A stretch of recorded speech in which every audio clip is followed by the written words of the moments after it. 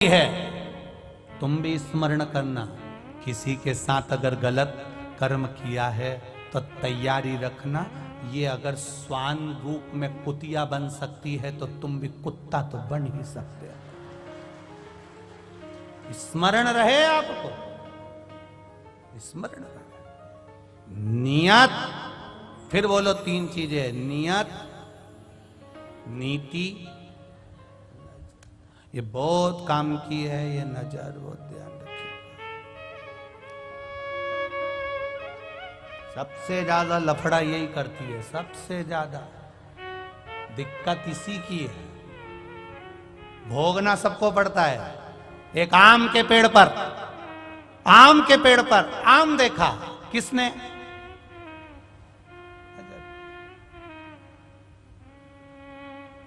ललचाई कौन? आम तक कौन लेकर गया? चढ़ा कौन? किसने तोड़ा? हाथ। खाया किसने? स्वाद किसने लिया? गया कहां? और माली ने पकड़ लिया और जो दोचना चालू करा। पिटा कौन? रोया कौन? जैसा कर्म करोगे वैसा भोगोगे। देखा भी तू नहीं था, अब रोए भी तू। कर्म तेरा है, भोगो। बस तुम भी देख लो, किसी भी नारी को, स्त्री को, पुरुष को गलत दृष्टि से देख लो, फिर याद रखना, दरवाजे पे लिख लेना तेरा क्या होगा रे कालिया। तैयारी कर लेना, होगा। नरसिंह मेहता, यही गुजरात के जूनागढ़ के, शिव मंदिर में रात भर शंकर भगवान के शिवलिंग को पकड़कर रोए थे तो उनको सांवरिया का दर्शन हो गया था। यही नरसिंह मेहता जूनागढ़ के सांवरिया के भक्त थे, पर सांवरिया का दर्शन कभी नहीं मिला था। शंकर जी का शिवलिंग पकड़कर रोए तो शंकर भगवान प्रकट हो गए, मांग तुझे क्या चाहिए? सांवरिया का दर्शन चाहिए, चल मेरे साथ। नंदी पे बिठा कर ले गए, नंदी पे। सांवरिया गौलोक धाम में रास कर रहे थे राधा जी के साथ में, ले जाके इनको खड़ा कर दिया। सांवरिया सेठ नाचते नाचते नाचते नाचते जो नरसिंह जी को देखे तो पूछ लिया, यहां तो लोग मरने के बाद आते हैं, तू तो जीते जी आ गया, कौन लाया तुझको यहां?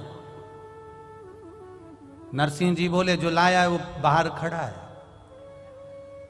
तो क्या उसको अंदर क्यों नहीं लाया? क्योंकि मैं अंदर नहीं जाऊंगा।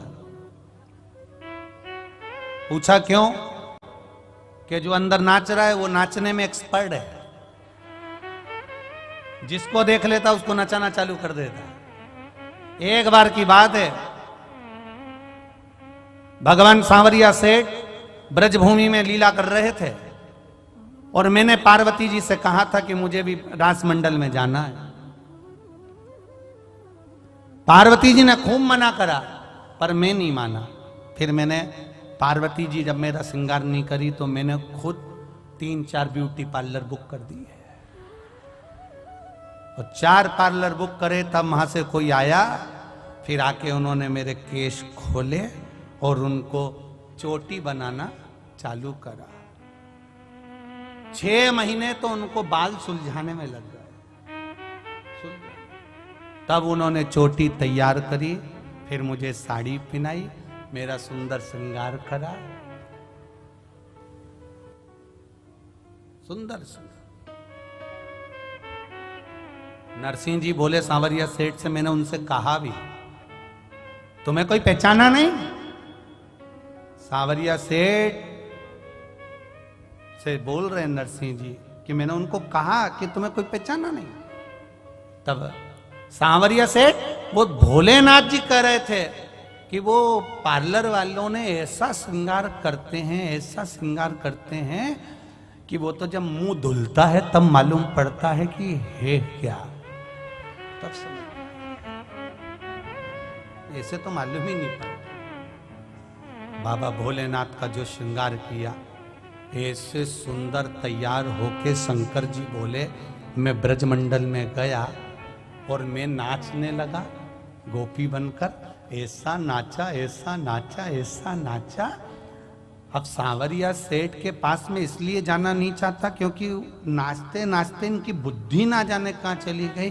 नाचते नाचते बोले ए गोपियों, इतने दिनों से मैंने तुम्हारा कभी मुंह नहीं देखा, जरा सब लाइन से खड़ी हो जा। अब मैंने भी मन में सोचा आज ही देखना था। जिस दिन ट्रेन का टिकट नहीं लेते हैं उसी दिन टीसी से मुलाकात होती, ये पक्का है। ऐसे तुम रोज चले जाओ, ट्रेन का टिकट लो बैठो, उस दिन टीसी नहीं आएगा, पक्का। तुम टिकट लेके बैठो, टीसी नहीं आएगा। और जिस दिन तुमने टिकट नहीं लिया,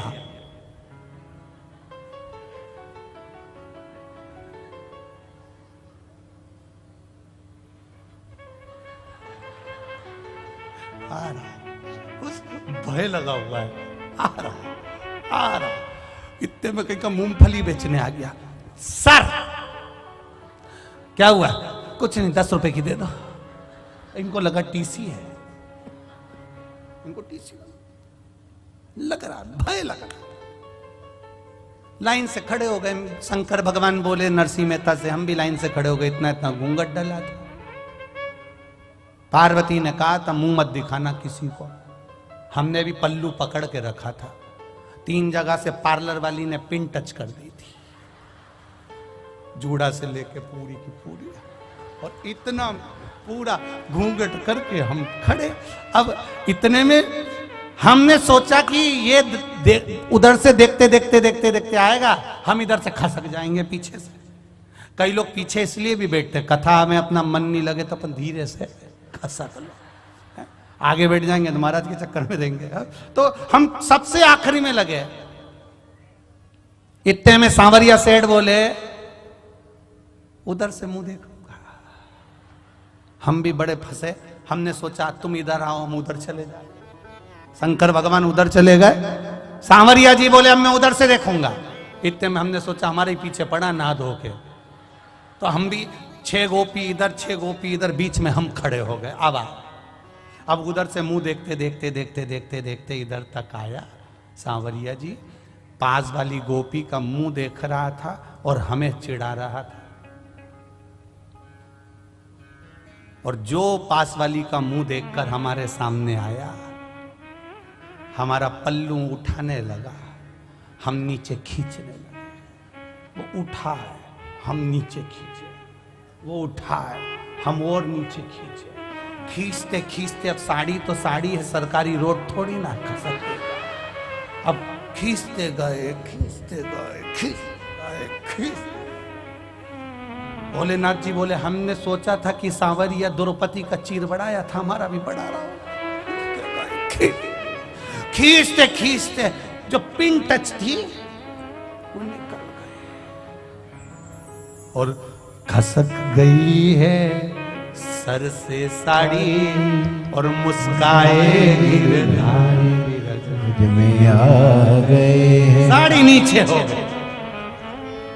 और इतने में सांवरिया सेठ बोले प्रभु अकेले आए हो, माता को कहां छोड़िया है? तो हमने भी वापिस पल्लू लेके बोला हम ही तो माता है, हम ही माता है। अब जैसे ही बोले इतने में भगवान सांवरिया सेठ ने कहा गोपियों तुम सब अपने घर जाओ, आज शरद पूर्णिमा का दिन है, मैंने पहली बार ऐसी सुंदर गोपी देखी है, इसी के साथ नाचूंगा, तुम जाओ। दादा इतना नचाया तांडव कर लूंगा पर कभी गोलोक धाम नहीं जाऊंगा। इतना नचाया, नाच नाच के थक गए। आखिरी में हमने सांवरिया जी से कहा हमारे घर कैसे जाएंगे? सांवरिया सेठ ने मनसुखा सिरदामा मधुसूदन दाऊ सबको बुला लिया और उनके पिताजी की खटिया बुलवा ली, पलंग निवाड़ की, और उस पे हमको सुला दिया और 4 लोग लेके हमको वापिस छोड़ दिया है। फिर हमने पार्वती से कहा, पार्वती बड़े दुख में हैं हम। पार्वती जी बोली, मैंने पहले ही मना करता, मेरे से तो बोलना ही मत कि पांव दबा। जब मैं मना करी थी तुम गए काय। इसलिए मेरा निवेदन है, पतियों से थोड़ा कभी कभी पत्नी का कहना मान लिया करो, कभी कभी। पार्वती ने मना है तो मेरा बेटियों से निवेदन रहता है कि उसके पिता के बताए अनुसार आप पढ़ भी रहे हो, चल भी रहे हो, वस्त्र भी पहन रहे हो, तो इतना निवेदन पिता का जरूर स्वीकार करना कि अपने बाप को, अपने पिता को नरक में धक्का मत दे देना, पिता को कन्यादान का मौका जरूर देना।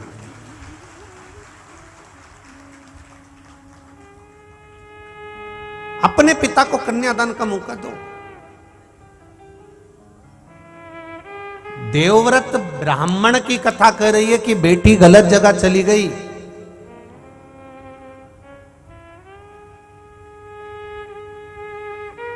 श्वान की योनि, एक कुत्ता की योनि, एक कुतिया की योनि प्राप्त कर ली। और जरा विचार करिए कितना भयंकर स्वरूप है। एक पांव टूटा हुआ है, एक कान कटा हुआ है, एक आंख फूटी हुई है, और शरीर भी पूरा उसका जो था, पूरा शरीर में से उसके जो एक आध बार तो कभी जिंदगी में तुमने भी ऐसा कुत्ता तो देखा ही होगा, देखा है कि नहीं देखा है? तो उसके शरीर से पूरे बाल झड़ गए, कहीं कहीं उसको छीटा छीटा पड़ गया, पूरे बाल झड़ गए। विचार करिएगा जरा, सोचिए कितना भयंकर स्वरूप उसका। बाप का मन नहीं दुखेगा, पिता का मन नहीं दुखेगा, पिता का हृदय नहीं रोएगा, पिता का मन नहीं रोएगा। बेटी के लिए कितना सोचता है पिता, कन्यादान की पूरी तैयारी कर लेता है। बेटी का जन्म होता है तो थोड़ा पैसा जोड़ना चालू कर देता है, रखना चालू कर देता है, साड़ियाँ रखता है, रकम बनवाता है, सामान रखवाता है, पूरा सामान जोड़ जोड़ के पिता रखता है, संभाल संभाल के। और वो बेटी जिसको, पिता को जिस बेटी पर नाज था, पिता को जिस बेटी पर नाक था कि मेरी बेटी है, मेरी बेटी है, इसका शादी ऐसी करूंगा, ऐसा विवाह करूंगा, ऐसा करूंगा, वैसा करूंगा, और वही बेटी अगर किसी आड़े टेढ़े के साथ में चली जाए, दूसरे धर्म में चली जाए, सनातन धर्म को छोड़कर दूसरे धर्म में प्रवेश कर जाए और विवाह कर ले किसी दूसरे धर्म के लड़के से, तो विचार करना उस पिता को कितना रोना पड़ता होगा, जिसने इतनी तमन्ना, इतनी इच्छाएं जागृत करके रखी होगी। उस पिता को कितना सोचना पड़ता होगा। विचार करिए जरा सा, अपने मन में, अपनी चित्त में, अपनी बुद्धि में ये विचार लाइएगा, कितना रोना पड़ता। देवव्रत ने तो केवल देखा है बेटी का जीवन की मेरी बेटी कुतिया की योनि पा गई, श्वान की योनि पा गई, उसका शरीर ऐसा हो गया, उसका पांव टूट गया, उसकी आंख चली गई, उसका कान कट गया, और उसका पूरा शरीर बेकार होकर पड़ा हुआ नाली के पास पड़ी हुई है। वो बेटी को देखा तो कितना दुख हुआ, कितना दुख। जिस बेटी को गोदी में पाला पोसा बड़ा करा, अच्छे एजुकेशन दी, अच्छा कॉलेज दिया, अच्छा स्कूल दिया, अच्छी ट्यूशन, अच्छी कोचिंग दी, अच्छे कपड़े दिए, अच्छा वैभव दिया, और वो बेटी किसी ऐसे वैसे के साथ में, कहीं गाड़ी सुधारने वाले के साथ में, कहीं किसी के साथ में, कहीं किसी दूसरे धर्म में चली जाए, जो कभी किसी गंदे भोजन को हाथ नहीं लगाती थी, उसको वो गंदा भोजन बनाना पड़ जाए।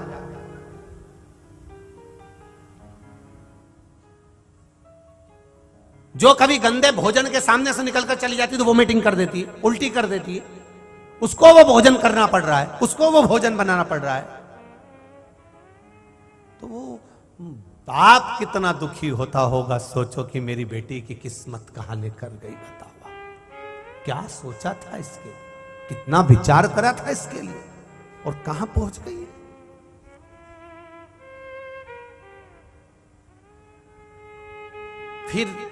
फिर से कहूंगा एक बात, फिर ध्यान देना।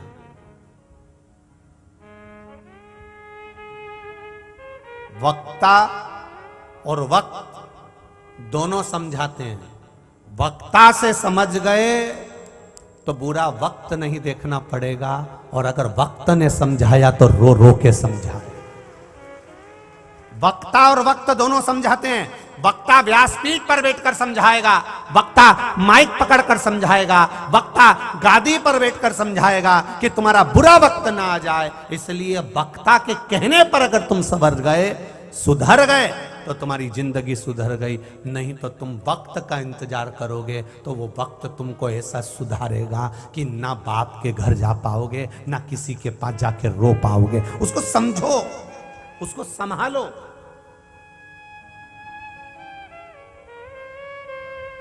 विचार करिए जरा अपने विचारों उसका।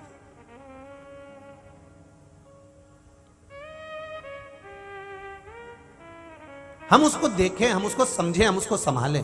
हमारे चित्त को, हमारी वृत्ति को, हमारे मन को हम केंद्रित करें इस बात के लिए कि देवव्रत ब्राह्मण है, काशी प्रदेश में रहता है, अपनी बेटी का चरित्र देखना था। भगवान शंकर का उसने भजन किया, तब करा कि मुझे अपनी बेटी का जीवन देखना है। जो बेटी को मैंने कन्यादान करा था, कन्यादान करने के बाद भी वो नहीं सुधरी, उसका जीवन नहीं सुधरा। मैंने बहुत समझाया उसको, बहुत समझाया, पर संभरने कोई तैयार नहीं, सुधरने कोई तैयार नहीं। तो मैं करूं क्या? वो सुधर ही नहीं रही, तो मैं क्या कर सकता?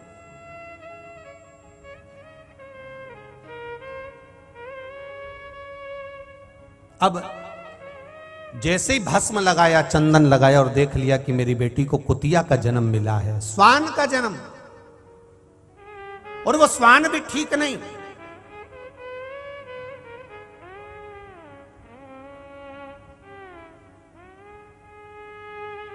जो व्यक्ति पाप कर्म में डूबा रहता है, डूबा रहता है, डूबा रहता है, बहुत पाप करे, वो पाप करने वाले से भी निवेदन है कि भगवान से एक प्रार्थना जरूर करना। और आप भी सुन लो रे कंजरी वालों जरा अच्छे से, और हालोल वालों, और जितनी मेरी जीजी होन बैठी और जितने मेरे जीजा होन बैठे, सब अच्छे से समझ लेंगे। भगवान से कहना, पाप कर्म करा, झूठ बोला, कपट करा, बेईमानी करी, छल करा, प्रपंच करा, सब कुछ करा हमने जिंदगी में, हमने करा, पर भगवान से कहना मैं पापी हूं, मैंने पाप करा है, पर इतना निवेदन मेरा स्वीकार करना, अगर मुझे कुत्ता का भी जन्म दे तो किसी ऐसी वैसी जगह मत देना, मुझे गोवर्धन नाथ जी के चरणों में ब्रजमंडल में कुत्ता बनाकर भेज देना।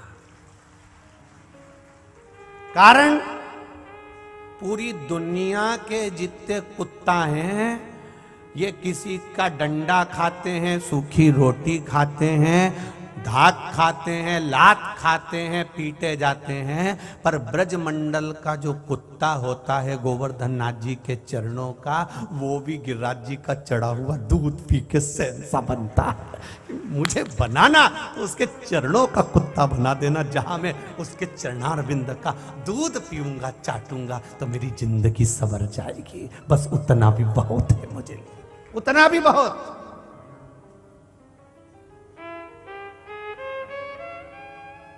बहुत विरोध करते हैं दुनिया के लोग।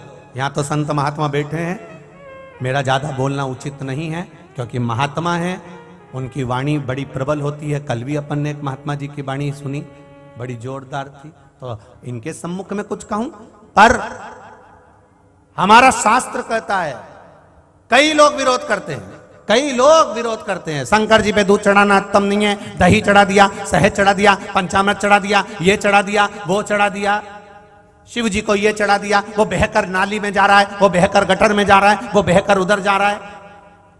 अरे उनको कितना समझाओ कि वो बहकर अगर बाहर जा रहा है तो मेरे शंकर जी का एक नाम है पशुपति नाथ। अगर उसके ऊपर चढ़ा हुआ केवल मनुष्य मनुष्य खाता, उसके ऊपर चढ़ा हुआ दही केवल मनुष्य पीता, उसके ऊपर चढ़ा हुआ दूध केवल मनुष्य पीता, तो वो मनुष्य का नाथ होता। फिर उसका नाम पशुपति नाथ क्यों हुआ? क्योंकि जो चढ़ा हुआ बाहर जाता है उसको कोई जीव, कोई जानवर, कोई कुत्ता भी खा लेता है, तो पशुओं का नाथ, वो साधारण नहीं है महाराज। उसका नाम पशुपति नाथ है, वो पशुओं के लिए भी बहुत कुछ देता। एक जरा सा उसने डमरू बजाया और 33 कोटि देवताओं को पशु बना दिया और खुद उसका नाथ बनकर बैठ जाता है वो पशुपतिनाथ। कोई साधारण नहीं हो सकता वो। शंभु शरण मांगू घड़ी रे घड़ी दुख काटो दया करी दर्शन आपो। वो साधारण नहीं है, उसका नाम पशुपतिनाथ। अच्छा ज्ञान देने वाले बहुत मिलेंगे तुमको। कभी तुम शॉपिंग मॉल में शॉपिंग कर रहे हो, कभी किसी ने पूछा तुमसे काहे के लिए शॉपिंग कर रहे हो? अरे बोलो तो रही जी हो। कभी कोई ने बोला? कपड़े की दुकान पे कपड़ा खरीद रहा हो, किसी ने पूछा तुमसे इतना महंगा कपड़ा क्यों खरीद रही हो, ये कपड़े क्यों खरीद रही हो? कभी तुम घड़ी की दुकान पर खड़े हो, घड़ी ले रहे हो, तुमने किसी ने कहा घड़ी क्यों ले रही हो? कभी तुम चाउमीन खा रही हो, पानी पतासा खा रही हो, छम्मक लड्डू खा रही हो, ढोकला खा रही हो, कभी किसी ने पूछा तुमसे ये क्यों खा रही हो? बस केवल एक जगह ऐसी होती है, सनातन धर्म की जगह, भगवान का भजन कीर्तन दान पुण्य स्मरण, जहां पर लोग तुम्हें टोका करते हैं। सुंदरकांड में जाके क्या करोगे, राम मंदिर जाके क्या करोगे, शंकर मंदिर जाके क्या करोगे, शिव जी पे जल चढ़ा के क्या करोगे, धतूरा चढ़ा के क्या करोगे, क्या होता है उससे, क्या होता है उससे? और कपड़ा लेने से क्या होता है, सामग्री लेने से क्या होती है, फिल्म देखने से क्या होता है? दुनिया के लोग अगर आपको ज्ञान देंगे तो केवल सनातन धर्म के विरोध पर ही देंगे।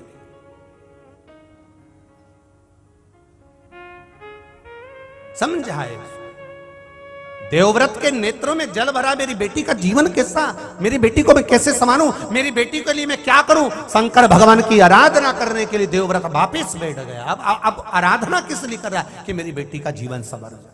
अब उसकी ये स्वान की योनि, उसकी कुत्ता की योनि छूट जाए। भगवान से कहना अगर हमने पाप ज्यादा करा हो तो हमें कहीं इधर उधर मत भेज देना दादा, हमको तुम तो कहां भेज देना। बोलो बोलो जम के। या तो गोवर्धन नाथ जी के चरणों में भेज देना, केदारनाथ भेज देना, सोमनाथ भेज देना, मल्लिकार्जुन भेज देना, कहीं 12 ज्योतिर्लिंग में कहीं विश्वनाथ, कहीं महाकालेश्वर, कहीं ऐसी जगह भेज देना जहां शिवजी पे दूध चढ़ेगा, बहकर बाहर आएगा। कोई दूध चढ़ाने वाला गिलास लेकर जा रहा है, लोटा लेकर जा रहा है, कलश लेके जा रहा है, उसका दूध नीचे गिर गया, उसमें से मैं पी लूंगा, बस भगवान के चरणों में रह लूंगा। अगर पाप भी ज्यादा करा है तो मुझे गिरिराज जी के चरणों का कुत्ता भी बना दोगे तो मेरा जीवन संवर जाएगा। बहुत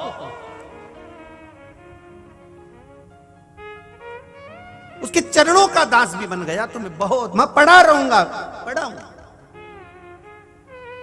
पर कोई कुत्ता ऐसा होता है जो ब्रजमंडल तक भी नहीं पहुंच पाता, 12 ज्योतिर्लिंग तक भी नहीं पहुंच पाता। वो कहीं ना कहीं रोड पर, गांव में, खेड़े में सड़ता रहता है। उसका शरीर दुबला हो जाता है, उसकी हड्डियां दिखने लगती है, उसका पूरी खाल निकल जाती है, उसके पूरे रुए झड़ जाते हैं और विकलांग हो जाता है, पड़ा है, तड़प रहा है।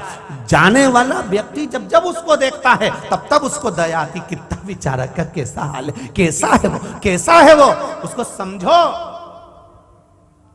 उस नारी ने केवल एक गलती कर दी थी, देवव्रत ब्राह्मण की उस बेटी ने एक गलती कर दी थी कि एक शादीशुदा जिंदगी को नाश कर दिया था। पति पत्नी आराम से रह रहे थे, बच्चे आराम से रह रहे थे और ये उसमें बीच में कूद गई और उसके पति को इसने अपना बना लिया। अपना बनाया, पति उधर खर्चा ना कर कर इधर खर्च करने लगा, उठा उठा के धन देने लगा, वैभव देने लगा, धन देने लगा, गाड़ी दे दी, बंगला दे दिया, जायदाद दे दी, मोबाइल दिला दिया, हैंडसेट दिला दिया, दुनिया का सारा सामान उसको दिला दिया।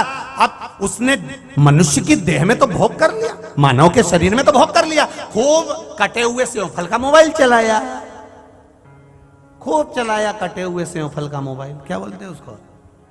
हाँ समझ जा, बस तुम उतने में समझ गए। खूब चलाया, तगड़ी भी पहनी, आधा किलो चांदी की, पांव में पायल पहनी चांदी की, क्योंकि वो दे रहा था। जिसने अपनी पत्नी को नहीं दिया तेरे को भर दिया, पूरा उठा उठा कर। बच्चे भूख से बिलबिला रहे हैं, बच्चे तड़प रहे हैं, पापा स्कूल में फीस जमा करना है, पापा ट्यूशन की फीस देना है, मेरे पास नहीं है, मम्मी से ले ले। और वो दूसरे के बच्चे के फीस भरने चल रहा है। वो कह रही है यहां बैठ जाओ, वहां बैठ गया, वहां बैठ जाओ, वहां बैठ गया। समझ लेना जो नारी और जो पुरुष ऐसी स्थिति में रहता है तो उसको समझ लेना चाहिए कि तेरा क्या होगा रे कालिया। समझ बस ये जो तुम्हें रोड पे खजियारा कुत्ता मिले ना उसका फोटो खींच लेना और फोटो खींच के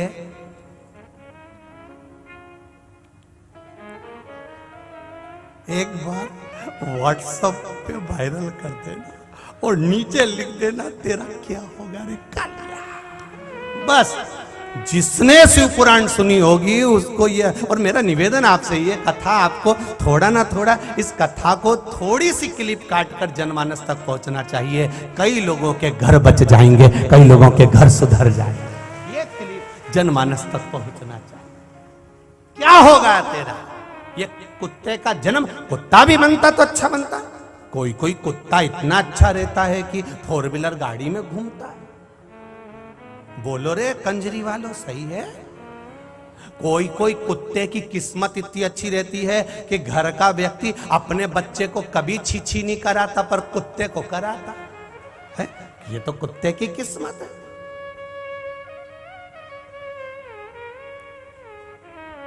ये तो उसकी किस्मत। कोई कोई कुत्ता रोटी के साथ साथ ऐसा डब्बा आता है कुत्ते को खिलाने का, 700 रुपए का, 800 रुपए का, 900 रुपए का, और बिस्कुट भी आता है। कोई कोई कुत्ता इतना वीआईपी रहता है उसको वो मसाला भी मिलता है अलग से, चटनी, कितना वीआईपी। और कोई कोई कुत्ता ऐसा रहता है नाली के किनारे रोड पर, शरीर से खाल निकल गई, दुबरा हो गया, पूंछ के भी बाल सब चले गए, ऐसा दुबरा पतरा, पांव टूट रहा है, शरीर बेकार। तो इसको पहचान के इसका फोटो खींच के फिर भेज देना कि जो अपनी पत्नी को और जो अपने पति को धोखा देता है उसका यही हाल होता है।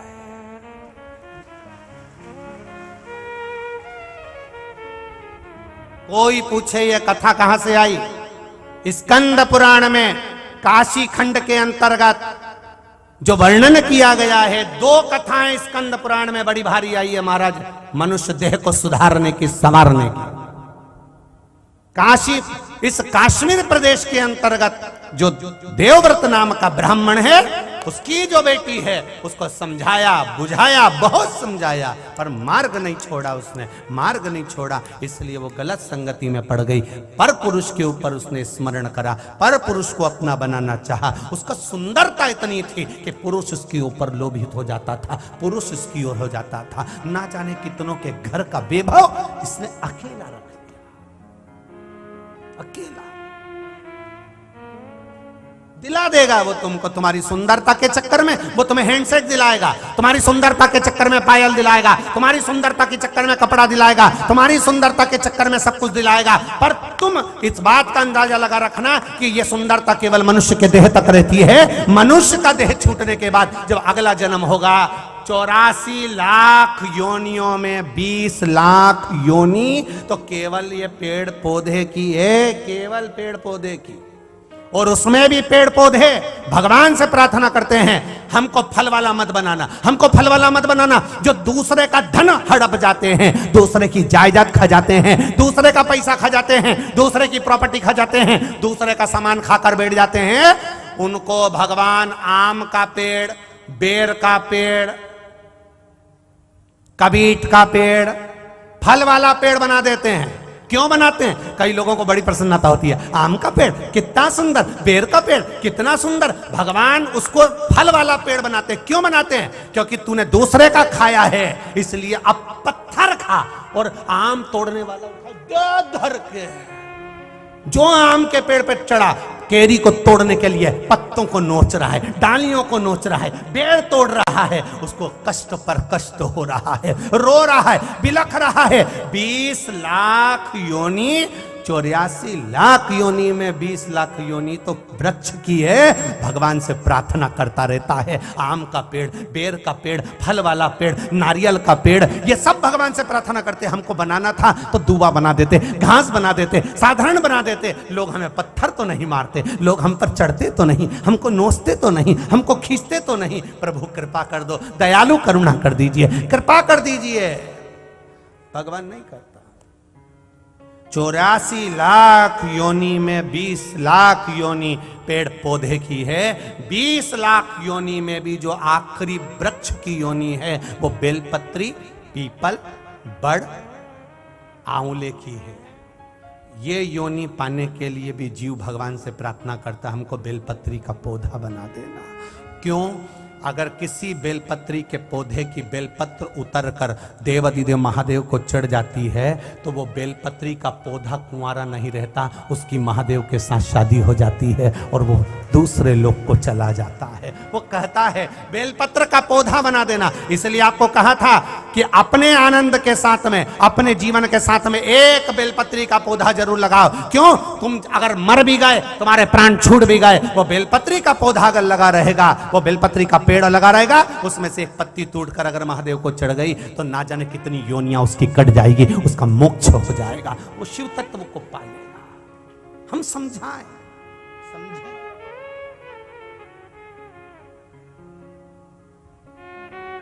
ये मन, ये चित्त, ये दिल, हृदय लगे परमात्मा। मनुष्य की देह मिली है, बड़ा सुंदर शरीर मिला, बहुत सुंदर, कितना सुंदर ये मानव का शरीर मिला, कितना सुंदर। पर ये सुंदर शरीर किसी को धोखा देने के लिए या किसी को अपने रूप में फंसाने के लिए नहीं, बल्कि ये सुंदर स्वरूप परमात्मा के चरणों में फंस जाने के लिए मिला है। मिला ये सुंदर।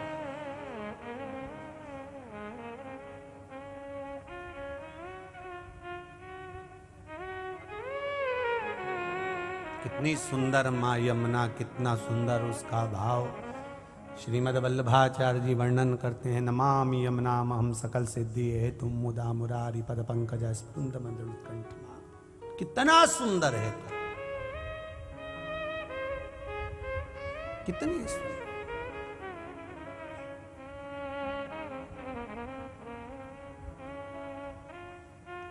महाराज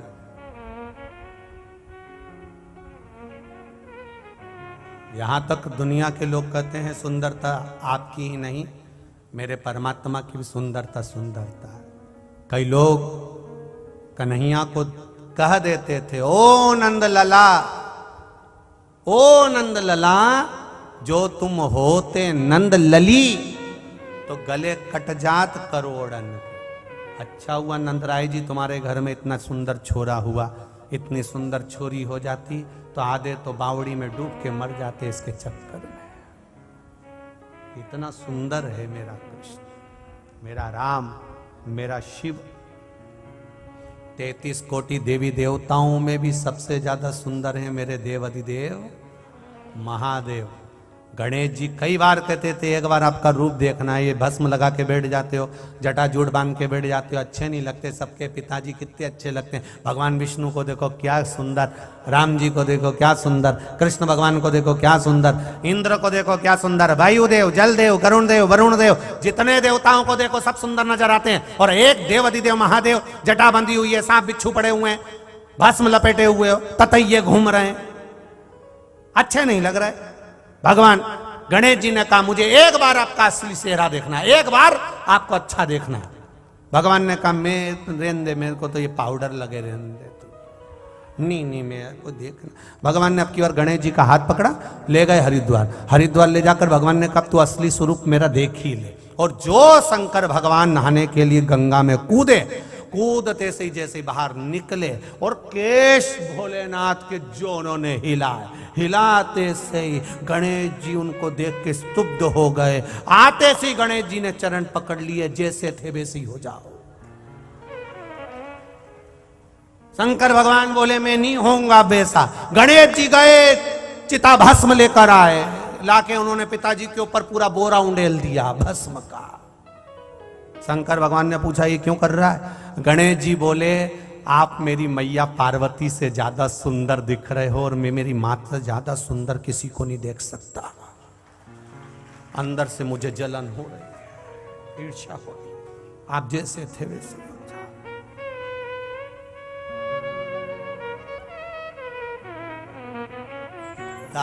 कितनी कृपा कितनी दया मेरे भोलेनाथ जी ने कि मेरे सारे देवता अच्छे दिखे, इसलिए महादेव भस्म लगा के बैठ जाते हैं। ततैया वतैया पास में रख लें। उन्होंने कहा इंद्र के पास जाओ, भगवान विष्णु के पास जाओ, ब्रह्मा जी के पास जाओ, वरुण गरुण के पास जाओ, मेरे पास मत आओ। इसलिए उन्होंने कैलाश धाम पर जाकर बैठ गए। कैलाश धाम पर वो भी ततैया लटका के, बिच्छू लटका के, नाग बगर गले में धारण कर कर, मृगछाला पहनकर, कोई मतलब नहीं किसी से। चलो जब मेरे पास मत बैठो। आज भी राम मंदिर में बैठने की जगह होती है, कृष्ण मंदिर में बैठने की जगह होती है, देवी के मंदिर में बैठने की जगह होती है, सारे देवताओं के मंदिर में बैठने की जगह होती है, पर शंकर जी के गर्भगृह में बैठने की जगह नहीं होती। क्यों? लोग इतना पानी ढोल के जाते हैं कि साड़ी भी बचा के चलना पड़ता है। महादेव कहते हैं मेरे पास बैठ के टाइम बर्बाद मत करो, अपने घर जाओ। चलो यहां से बस लोटा चढ़ाओ और अपने घर जाओ। तो किसी ने पूछा महादेव जी आपके पास में समय क्यों नहीं है? महादेव बोले मैं खुद राम नाम जपता रहता हूँ, कृष्ण नाम जपता रहता हूँ, तुम भी जपो, अपने घर जाओ, टाइम काय को बर्बाद करते हो? पूरे दिन भर में 24 घंटे में एक लोटा जल लेकर, बस ज्यादा समय नहीं लगता एक लोटा जल चढ़ाने में। लगता है क्या? अरे बोलो तो जम के, नहीं लगता। एक लोटा जल चढ़ाने में कोई समय नहीं। लोटा भर के अपने घर से ले गए, हर महादेव, और लोटा लगाया, वापिस झेला, चल दिए। पुनः और बचा कुचा था, कोई नहीं देखे तो 3-4 बेलपत्री उठा लोटे के अंदर रख के और ले गए। और नी तो फिर वैसे तो आज के समय में शंकर जी के मंदिर में बेलपत्री मिलना बहुत कठिन काम। पहले के समय में जैसे कोई अच्छा व्यक्ति ढूंढना कठिन था, वैसे शंकर जी के मंदिर में बेलपत्री ढूंढना कठिन काम हो गया, बहुत कठिन। जो जाता है, एक कोई चढ़ा के जाता है, दूसरा पहले उठा के धर लेता, दूसरा चढ़ा के गया, तीसरा पहले उठा के धर लेता। कितनी खुशी होती होगी, कितना प्रसन्नता होती होगी। जिन शिव मंदिरों में लोगों के जाले नहीं निकलते थे, उसमें कुत्ते बैठे रहते थे, धूल पड़ी रहती थी, आज उस शिव मंदिर में लोग जल चढ़ाने के लिए लाइन लगाएं, इससे बढ़कर कोई सौभाग्य नहीं, उससे बढ़कर कोई खुशी नहीं। ना कोई ढोंगे, ना कोई प्रपंच, ना बेल है, ना भभूति, केवल शंकर भगवान के नाम का गुणगान है, शिव का स्मरण है, केवल शिव तक, और कुछ भी नहीं। कर सेवा तू लगन लगाकर, मन में सच्चा भाव जगाकर, ही की आंखें खोलो रे अब वल्लभ के। महाराज नेत्र की खुल जाते, रो रहा है, बेटी की जिंदगी कैसे सवरे, जो बेटी इतनी गलत दशा में पहुंच गई, उस बेटी का जीवन कैसे संवारा जाए। विचार करा क्या करा जाए। शिव की आराधना में वापिस डूब गया, वापिस देवव्रत फिर डूब गया।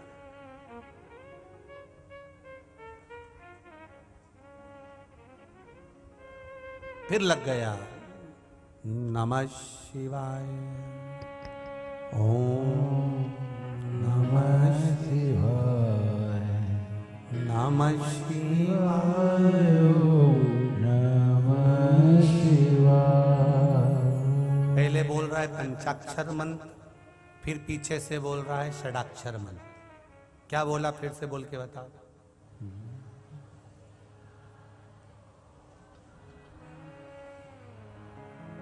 नमः ओम।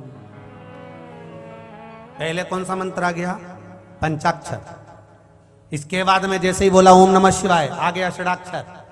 फिर इसके पीछे आ गया, वापिस बोलो एक बार फिर से बोलो, नमः शिवाय, ओम नमः शिवाय, नमः शिवाय। नमः शिवाय। महाराज जैसे माताएं मंगलसूत्र पहनती है तो 4 काला दाना है या 2 काला दाना है, उसके बाद में 1 सोने का, फिर 2 काला, फिर 1 सोने का, फिर 2 काला, फिर 1 सोने का। किसी ने पूछा ये मंगलसूत्र में काला दाना क्यों होता है, लाल दाना क्यों होता है, सोने ही सोना क्यों नहीं होता?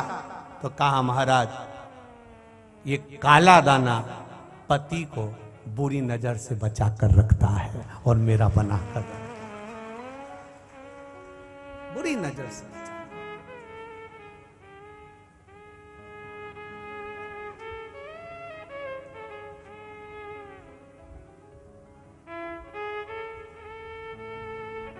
महाराज इसलिए पंचाक्षर, षडाक्षर, द्वादशाक्षर, 2.5 अक्षर का, 2 अक्षर का, इन मंत्रों का अपना एक आनंद है महाराज जी। कैसे जपना है, कैसे धारण करना है, कैसे उसका गुणगान करना है, ये हमारे ऊपर होता है। नमः शिवाय। नमः शिवाय। ओम नमः शिवाय।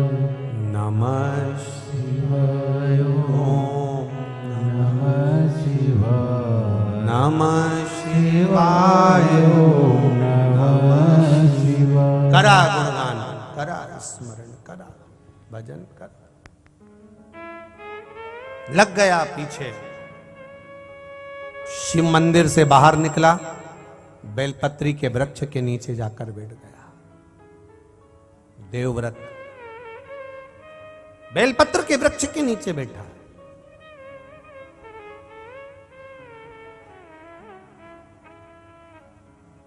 कंजरी में जपा हुआ मंत्र जाप, फिर तीर्थ में जाकर जपा हुआ मंत्र जाप, फिर नदी के तट पर जपा हुआ मंत्र जाप, फिर वन में जपा हुआ मंत्र जाप, फिर किसी वृक्ष के नीचे बैठकर जपा हुआ मंत्र जाप। बहुत अंतर है इनमें, ध्यान दीजिएगा थोड़ा। सभी लोग आस्था चैनल पर कथा सुन रहे हैं, घर घर में कथा चल रही है, प्रत्येक घर में कथा चल रही है, करोड़ों लोग कथा को सुन रहे हैं। आप घर में कथा सुन रहे हो, मना नहीं है, घर में किया गया भजन। कई लोग कहते हैं गुरुजी पशुपति व्रत क्या हम घर में कर सकते हैं? मना नहीं है, पर दिक्कत केवल इतनी सी है कि वो दिया लगाने कहां जाओ, कौन से नंबर का दिया, बोलो बोलो जम के। 6ठे नंबर का जो दिया, 5 दिया तो तुम घर के अंदर लगा दोगे, पर वो 6ठा दिया दरवाजे पे लगाने कहां जाओगे? दिक्कत वहां आई है। इसलिए पशुपति व्रत मंदिर में जाकर किया जाता है। कोई भी व्यासपीठ से अगर बताया जाता है तो आप लोगों को कहा जाता है कि मंदिर में जाकर करो, मंदिर में पहुंचकर करो। मंदिर में जाकर करो क्यों? क्योंकि घर में जो शिवलिंग होता है उसकी आराधना, उसकी पूजन केवल आप अकेले करते हो या घर के लोग करते हैं, पर मंदिर में जो शिवलिंग रहता है उसकी आराधना कोई किस भाव से आ रहा है, कोई किस भाव से आ रहा है, उसकी आराधना वो उस भाव से करता है। इसलिए मंदिर के शिवलिंग का जो तपबल है, हमारे यहाँ कहते हैं कि मंदिर का शिवलिंग, फिर वन का शिवलिंग, नदी के तट का शिवलिंग। जैसे अभी आपको कहा कि भजन का बल कंजरी में कर रहे हो, फिर राम मंदिर के अंदर बैठकर कर रहे हो, फिर राम मंदिर के बाद में वन में कर रहे हो, वन के बाद में किसी नदी के तट पर कर रहे हो, नदी तालाब के तट के बाद में फिर किसी जंगल में कर रहे हो, जंगल के बाद में किसी वृक्ष के नीचे बैठकर कर रहे हो। उस तपबल का स्थान देखा जाता है कि तपबल किस जगह का है। कभी कभी कथा के पहले में कहा था, आप लोगों ने ध्यान दिया होगा कि ड्राइवर की सीट पर जो जाकर बैठ जाता है, जाने वाले व्यक्ति को नहीं मालूम कि ये ड्राइवर नहीं है, पर कहता क्या है, क्यों ड्राइवर साहब गाड़ी कहां जाएगी? ड्राइवर तो फूल गया, गाड़ी मेरे को चलाना आती नहीं तो भी लोग मुझे ड्राइवर कह रहे हैं, मेरी गाड़ी नहीं है तो भी लोग मुझे ड्राइवर कह रहे हैं और मुझे पूछ रहे हैं। उसी तरह किसी संत की जगह पर, साधु की जगह पर, सन्यासी की जगह पर, तपस्वी की जगह पर, किसी वृक्ष के नीचे, किसी वन में जाकर, किसी नदी तालाब में बैठकर, किसी तीर्थ में बैठकर जब हम तप करते हैं, भजन करते हैं, साधना करते हैं, स्मरण करते हैं, तब उस स्थान का पुण्य हमारे खाते में आ जाता है और हमारा बल बढ़ जाता है, फिर उसका एक आनंद बढ़ जाता है, उसका एक सुख बढ़ जाता है।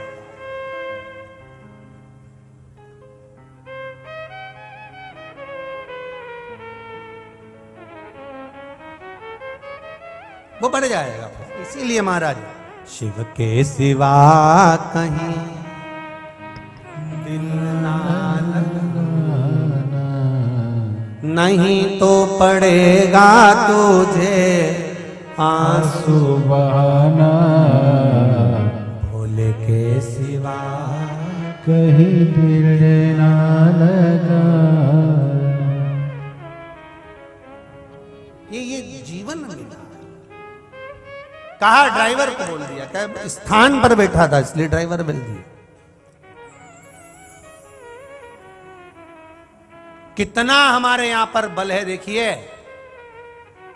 मास्टर की धर्म पत्नी मास्टर नहीं होती, होती है क्या? अरे बोलो तो रे, नहीं होती। फिर भी लोग क्या कहते हैं? मास्टरनी आई है, मतलब मास्टर की धर्म पत्नी आई है। डॉक्टर की धर्म पत्नी डॉक्टर नहीं होती है क्या? नहीं। फिर भी मंच पर बुलाएंगे तो क्या कहेंगे? डॉक्टर साहब एवं श्रीमती डॉक्टर। अब ये तो डॉक्टर थी ही नहीं, पर डॉक्टर के साथ जुड़ गई तो डॉक्टरनी हो गई।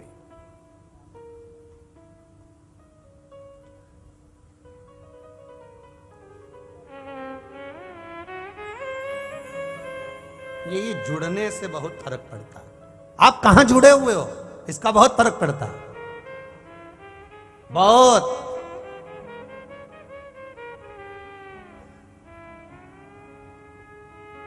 आप कहां नैन मिला रहे हो इसका बहुत फर्क पड़ता है। आप किसको देख रहे हो इसका बहुत फर्क पड़ता है, बहुत। एक बार तुम मंदिर में जाकर भगवान को एक टकटकी लगाकर देखना, भगवान को एक टकटकी लगाकर देखते रहना, देखते रहो, देखते रहो, देखते रहो, देखते रहो, देखते रहो, बस उसी को देखते रहो। लोग आते जाते तुमको क्या कहेंगे? कितना धर्मात्मा है, भगवान का कितना भक्त है, भगवान को कैसे निहारता रहता है, दिन भर देखता रहता है। और ऐसी टकटकी लगाकर तुम ये कंजरी की रोड पर खड़े होकर गाड़ी पे और कोई छोरी जा रही हो डीकरी,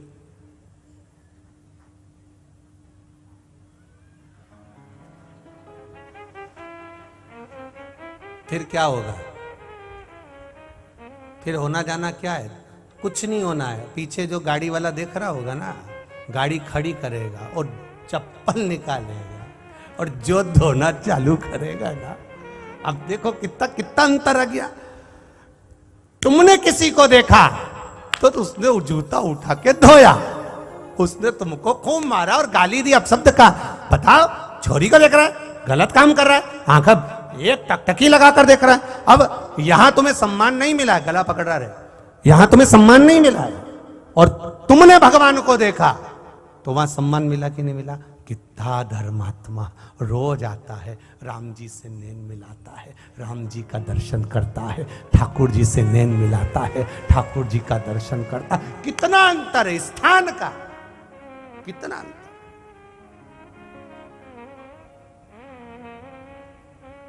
इसीलिए कहते हैं संतों के संग में लाग रे तेरी अच्छी बनेगी। अगर लगे हो अच्छी जगह पर तो अच्छा मिलेगा, बेकार जगह पर लगे हो बेकार मिलेगा। आपकी संगति का कुछ सुख मिले वो एक आनंद का विषय हो सकता।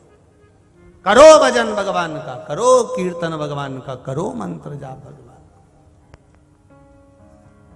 और जब उस मंत्र जाप में, उस कीर्तन में, उस स्मरण में हम भगवान की भक्ति में जब डूब जाएं तो उसका एक आनंद फिर प्राप्त हो जाता है, फिर मिल जाता है। महाराज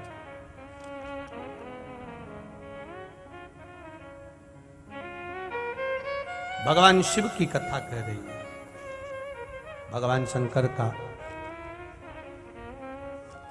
गुणगान कर रहा है, उसका गुणगान करा।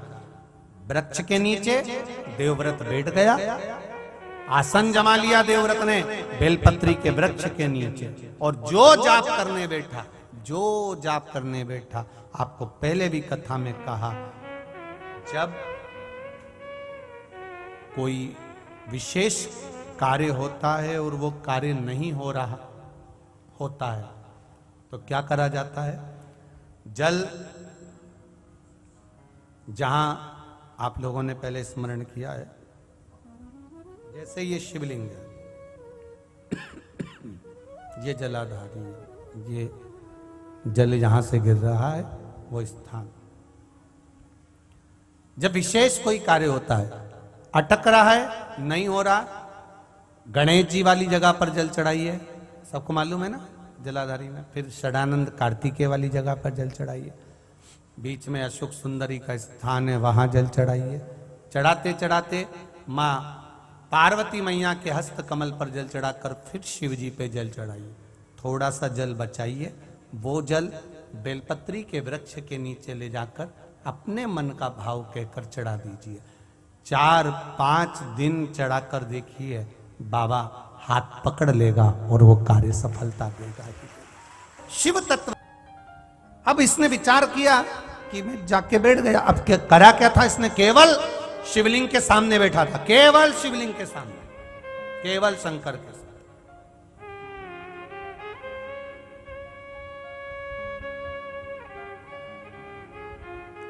देवव्रत बेलपत्री के वृक्ष के नीचे जाकर बैठा हुआ है और कारकोट शिव जी के सामने जाकर बैठा हुआ है। बैठने का अंतर देखिएगा।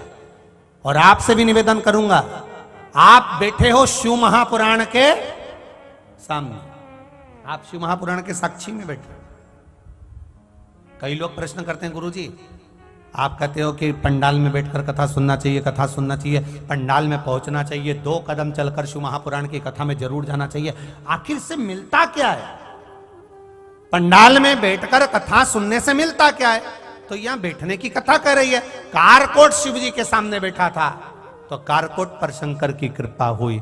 देवव्रत बेलपत्री के नीचे बैठा था, देवव्रत पर भगवान की कृपा हुई। जो शिव महापुराण के सम्मुख में साक्षी में बैठता है, शंकर उस पर कृपा करता ही है, ये निश्चित है, खाली नहीं छोड़ता है। मेरा शिव दयालु है, मेरा शिव कृपालु है, वो करुणा करता है। कर्पूर गौरम करुणावतारम संसार सारम भुजगेवहारम। कृपा करने वाला, उदार।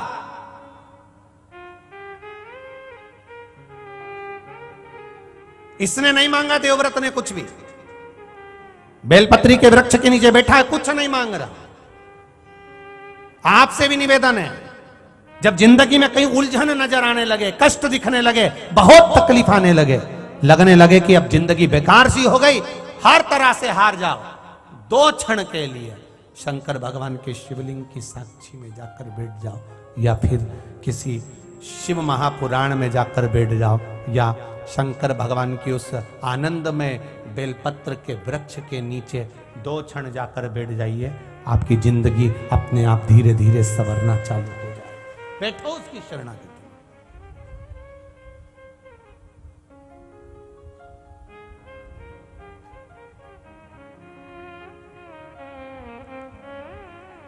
कहां बैठ रहे हो, किस जगह पर बैठ रहे हो, वो बैठने का स्थान भी देखा जाता है। दूध अगर बेकार नहीं हो तो उसको काय में रखा जाता है? फ्रिज के अंदर। फल बेकार नहीं हो तो उसको काय में रखा जाता है? बोलते जाओ जल्दी जल्दी। फ्रिज के अंदर। सब्जी बेकार नहीं हो तो उसको काय में रखा जाता है? फ्रिज के अंदर। फ्रिज के अंदर रख दोगे तो वो सड़ेगा नहीं। उसी तरह आप शिव महापुराण के फ्रिज में आकर बैठ जाओगे तो सड़ोगे नहीं, ये निश्चित है। सड़ना नहीं है। आप सड़ने वाले।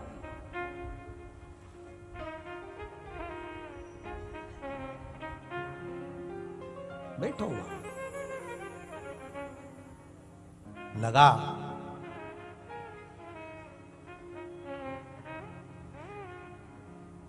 देवव्रत बैठा है। नमः शिवाय ओम नमः शिवाय नमः शिवाय ओम नमः शिवाय। बैठा है देवव्रत। इतने में भगवान देवाधिदेव महादेव का कैलाश हिलने लगा। भोजन छोड़ दिया, श्वास एक नासिका के छिद्र से श्वास ले रहा है, उसी से छोड़ रहा है। ना कुछ खा रहा है, ना कुछ पी रहा है, ना उसका कोई भाव प्रकट हो रहा है। केवल अगर वो कर रहा है तो केवल कीर्तन, केवल मंत्र जाप, केवल नाम जाप कर रहा है, केवल नाम जाप और कुछ। जब कैलाश धाम हिला, सबसे आखिरी में हिलता है कैलाश। इससे पहले इंद्रलोक हिल गया। अगर कोई तप करता है ना, साधना करता है ना, भजन करता है ना, कीर्तन करता है ना, आप लोग भी अगर भगवान का भजन करोगे ना, सबसे पहले इंद्र को तकलीफ होने लगती है। सबसे पहले कहीं इसको कोई ऐसा वर ना मिल जाए, कहीं इसको कोई ऐसा आशीर्वाद न मिल जाए कि इसकी जिंदगी सवर जाए। ये इंद्र का सिंहासन नहीं मंगले, बड़ा सोचना पड़ता है इंद्र को। सबसे पहले इंद्रलोक हिलता है, देवलोक हिलता है। कैलाश धाम तो सबसे आखिरी का है, सबसे आखिरी का।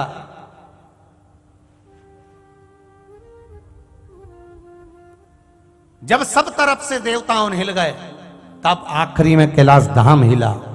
पार्वती जी ने देवाधिदेव महादेव की प्रार्थना करी, हे नाथ, हे करुणा सागर, हे करुणा करने वाले, मेरे विश्वनाथ शंभु, विश्व का भरण पोषण करने वाले, हे भोलेनाथ, आप नेत्र तो खोलो मेरे शंभु, नयन तो खोलिए, नेत्र तो खोलिए। शंभो, हे शिव स्वामी करुणा सागर, नेत्र खोलिए ना, नेत्र खोलिए।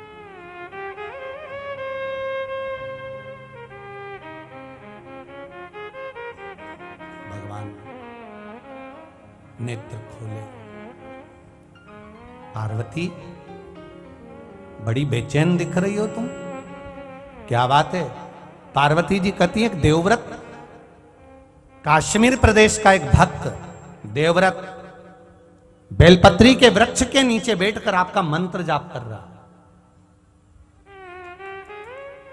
मैं आपको जगाना नहीं चाहती थी, पर बेलपत्री के वृक्ष के नीचे लक्ष्मी झाड़ू लगाती है, सरस्वती वीणा बजाती है, इंद्राणी उस बेलपत्री के वृक्ष के नीचे जल का सींचन करती है। 33 कोटि देवी देवता उस बेलपत्री के वृक्ष की जड़ में विराजमान होते हैं। इसलिए देवव्रत एक बार पंचाक्षर मंत्र बोलता है तो वो 33 करोड़ बार गिना जाता है। ऐसा बेलपत्री का वृक्ष होता है। बेलपत्री के वृक्ष के नीचे एक बार अगर भगवान का नाम लिया जाता है तो वो 33 करोड़ बार, 33 कोटि बार गिना जाता है। एक मंत्र केवल नमः शिवाय ओम नमः शिवाय, नमः शिवाय ओम नमः शिवाय। 33 कोटि बार गिनाया, 33 कोटि। कितना सुंदर लिखा है। अगर आपने लिंग पुराण पढ़ी हो तो लिंग पुराण के अंदर, स्कंद पुराण के अंदर, नर्मदा पुराण के अंदर और शिव महापुराण के अंदर वर्णन मिलता है। विष्णु यज्ञ होता है, शिव यज्ञ होता है, रुद्र यज्ञ होता है, लक्ष्मी यज्ञ होता है, श्री राम नाम यज्ञ होता है, राम यज्ञ होता है, वसुदेव यज्ञ होता है, कृष्ण यज्ञ होता है, मानस यज्ञ होता है, धेनु यज्ञ होता है और अश्वमेध यज्ञ होता है, सर्वोत्तम यज्ञ होता है, सर्वतोमुखी यज्ञ होता है। कितने यज्ञ भारत की भूमि पर होते हैं, ढेर यज्ञ होते हैं। शिव महापुराण की कथा कहती है, मंदिर में जाकर एक लोटा जल जब कोई व्यक्ति चढ़ाता है तो विश्व में जितने यज्ञ होते हैं वो सारे यज्ञ का पुण्य एक लोटा जल से प्राप्त हो जाता है। विश्व में जितने यज्ञ होते हैं उसका एक लोटा जल से उसका पुण्य प्राप्त हो जाता। अब जरा विचार करिए, आप लोगों में से कितने लोग हैं जो जल चढ़ाते हैं? अब आपको रखिए याद, अश्वमेध यज्ञ, सोम यज्ञ, रुद्र यज्ञ, देव यज्ञ, इंद्र यज्ञ, जितने यज्ञ होते हैं भारत की भूमि पर, राम यज्ञ, कृष्ण यज्ञ, ये यज्ञ, वो यज्ञ, जितने यज्ञ भारत की भूमि पर होते हैं, जितने संत साधु सन्यासी तपस्वी साधक उपासक, जितने ब्राह्मण जन गुरुजन करवाते हैं, आपका एक लोटा जल जब आप शिव जी को समर्पित करते हो तो इतने यज्ञ आप प्रतिदिन के कर लेते हो, आपके खाते